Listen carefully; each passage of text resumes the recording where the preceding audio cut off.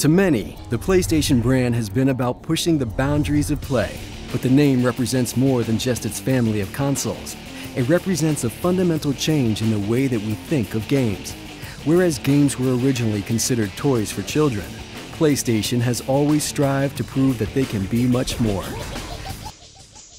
A great example of this shift in the definition of games came in the early 90s, when Sony Computer Entertainment set out to build a new kind of racing game, one that could appeal to an older group of consumers.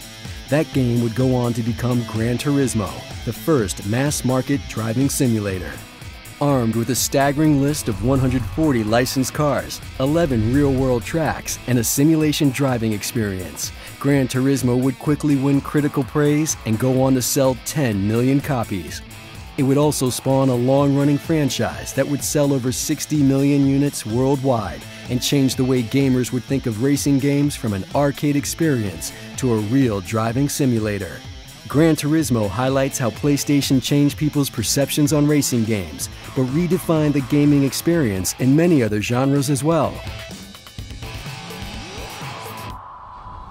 Since the original PlayStation, Sony Computer Entertainment has always supported experimental kinds of gameplay, and with new, radically different games such as Flow, Flower, Eco, Shadow of the Colossus, The Unfinished Swan, Journey, Wonderbook, and Little Big Planet, PlayStation is exposing gamers to unique artistic experiences.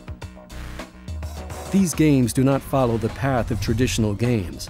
There are no clear enemies, no guns, their graphics do not necessarily revolve around realism, and their messages are not as simple as those of other games.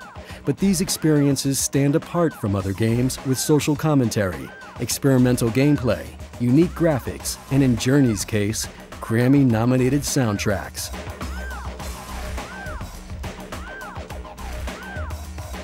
PlayStation, more than any other platform, is striving to change how we experience games and continues to push the boundaries of play.